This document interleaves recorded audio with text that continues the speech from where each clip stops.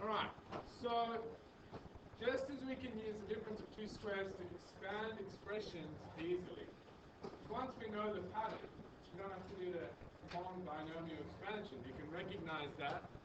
If you've got A and you've got B and two sets of brackets, one has a plus, one has a minus, then it goes to A squared minus B squared.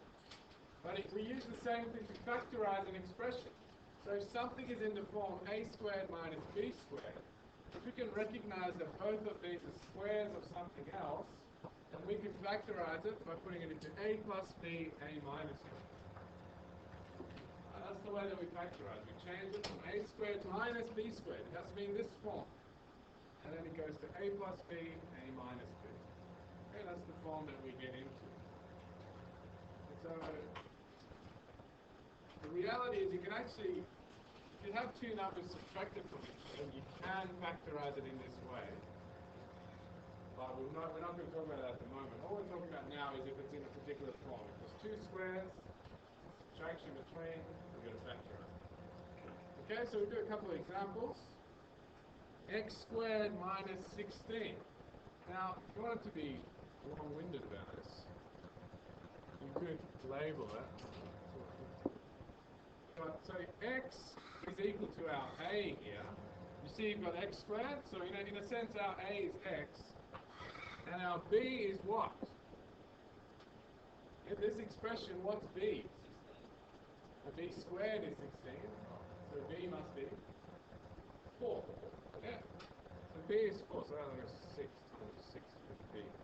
So what we can do is, well, if we know that A is x, and B is 4, then we can say, well, x plus 4, x minus 4. Alright, I'll factorize that into two different brackets. So we have x squared minus 16, that's two squares. That's x squared and that's 4 squared. And so that matches this expression, so we can factorize it, x plus 4, x minus 4. Any questions? No? So far so good? Now, we've got a next one here, 4x squared minus 9. Now if we want to, we can rewrite it in this form. 4x squared, in a sense you can think about it, what's its square root? But what do you have to square to get to 4x squared? Right. Yeah, it's 2x. So I can rewrite this as 2x all squared, because I have to square the 2, which becomes 4, square the x, which becomes x squared, minus, what goes in the second one? What's the second term squared?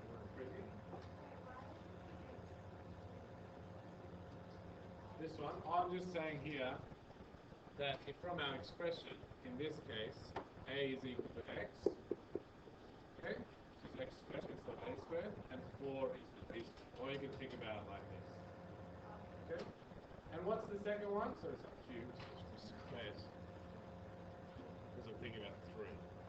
So what goes in that bracket? 3, because 3 squared is 9. Alright, so if we then expand it, we've got the two terms. So all we have to do is 2x plus 3, 2x minus 3. Okay, and when you expand it out, 2x squared is 4x squared. 3 squared is 9, and you put a negative sign between it. It's the difference of 2 squared. 2x plus 3, 2x minus 3. This one? Here. So that's the definition. A squared minus B squared equals A plus B, A minus B. And you can always check it by expanding out binomial products, expanding it out fully, and then you'll be able to see whether you get it right.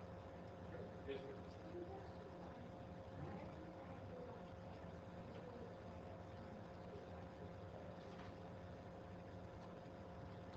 Well, I can't factorize this anymore.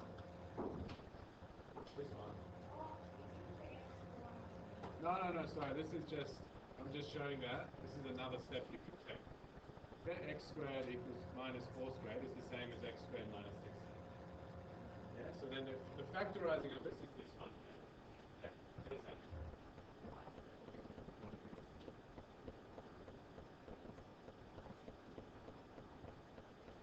Whereas if you take the time to expand it out, you will see that you get back to the original. Okay? That's the definition of the difference of two squares. Yeah, if you have two squares, subtract it. It will always work. That's the way you factorize it. It fits in that way. Okay? Right. Next one. Now, it's also important to never forget that.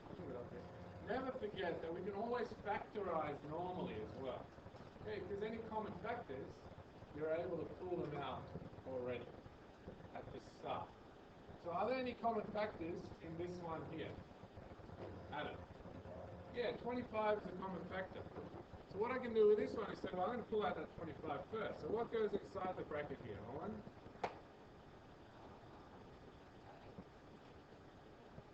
A squared, and then what's the other term?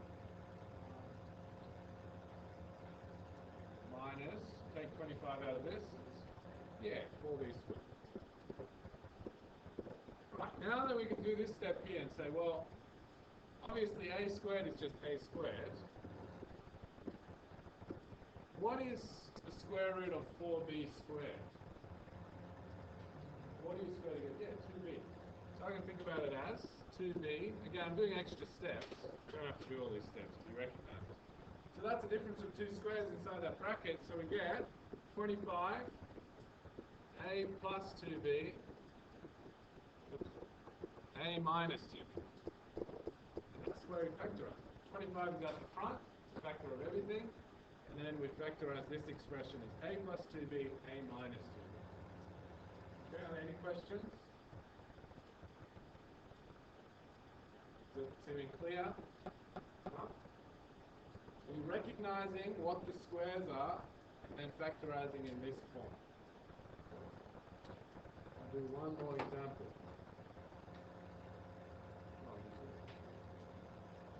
Okay, 4x to the power of 4 minus 1.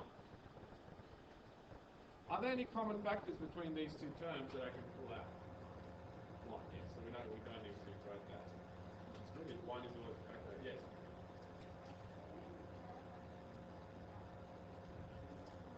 Yeah.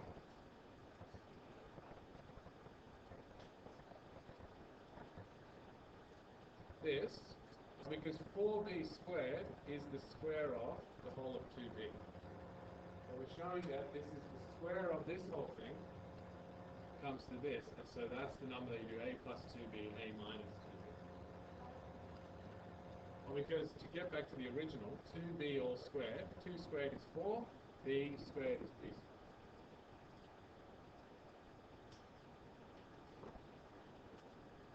Good. Some people find this helpful, just showing that what the square is so that you can see that and say a plus 2b, a minus 2b. If you jump from here to here, that's the normal thing. And I expect as you get familiar, you don't bother with this, just go straight. Yes, yes, sure. Alright, let's do this one. There's no common factors. What's the square root of 4x to the power of 4? Yeah, it's 2x squared. So this one I can rewrite as 2x squared all squared minus 1. That's the difference of 2 squared because we have 2x all squared is 4x to the power of 4 and then 1 is 1 squared. So the difference of 2 squareds becomes 2x squared plus 1, 2x squared minus 1. So factorize this expression in this form. Yes. So this is what I'm trying to show here. I want to get it into this form. Something squared minus something squared. So to get it into that form, then I can easily say that, okay, that's the way that I factorize. Okay, so I want to get something as a and square it, and I want to get something as b and square it. Okay? So that's why I did this step here by doing, right, well, 4x squared, 4x to the power of 4, is a square of something. Okay, so 2x squared, so that means that my 2x squared is like my a. Okay, so that's a squared. Okay, and then so I get, well, a, and then this, my b is just 1, because 1 squared is just 1. Okay, so my b is 1, so it's a, which is inside this bracket, plus b, a minus b. That's just, again, if you can just see what the square root is or what it is straight away and go straight to this, you can do that. But as if you're getting used to it and you think, okay, that's a helpful step, you can use that step. Alright? Now the last one, oh no, losing track. 5y squared minus 5. 5y squared minus 5. What's a common factor? 5. So I can always do that. So 5y squared minus 1. Is this a difference of 2 squares? Y squared minus 1. Is it a difference of 2 squares? Sure. Oh, your question. Oh, your question. Is it a difference of 2 squares? Well, it is. Yeah, because you've got y squared and you've got 1 squared. You've got 5y squared minus 1 squared. So the way that I factorize it is 5y plus 1, y minus 1. That's the form. A squared minus b squared. In this case, my a is the y, my b is the 1. So it's y plus 1, y minus 1. Make a bit more sense? Possibly. Alright. Oh, it's the last two. Good.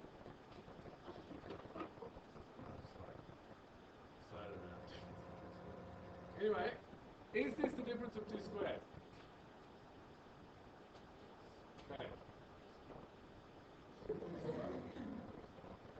Is it a difference of 2 squared? Why? Because I can rearrange this as 36 minus b squared. Right? So what's the square root of 36? What's the square root of b squared? B. So the difference of 2 squares, factorizing is going to be 6 plus b, 6 minus b. That is, again, that's the definition of what we have. 36 minus b squared. My a in this case is 6. My b is b. 6 plus b, 6 minus b. Right. Yes, sure.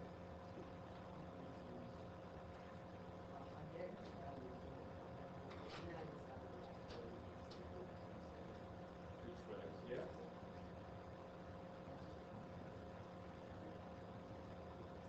So we're saying that you're looking for something in the form of a squared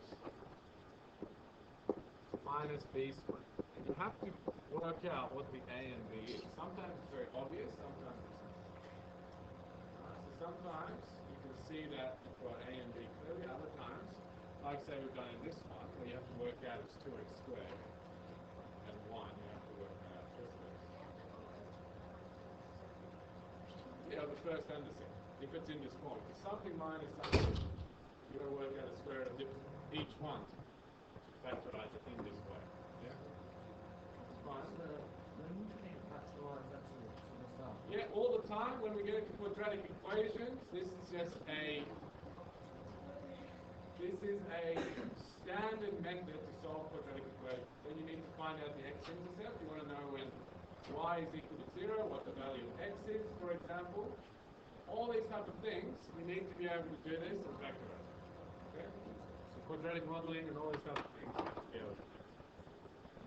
Last one. What is a common factor between these two? Yes, good. 8x. That's true. 8x is a common factor. And so what's the first term going to be?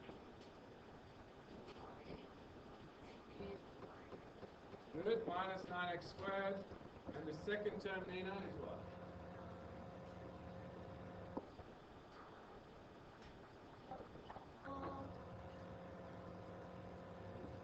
Yeah, sure. Good. Right, now how do I need to rearrange what's in this bracket to get into a form a squared minus b squared?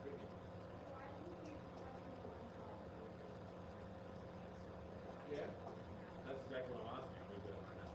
Yeah, so so we're going to swap it now. So we're going to say 8x, 4 minus 9x squared. Alright? Now what are the two, what's the a and what's the b in this case? Yeah, a is equal to 2, okay? Because 2 squared is 4. And what's the b? It's 3x. Yes, the b is 3x.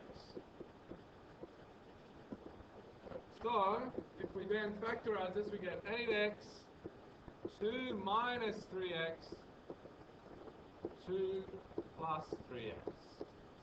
Because I've used the form.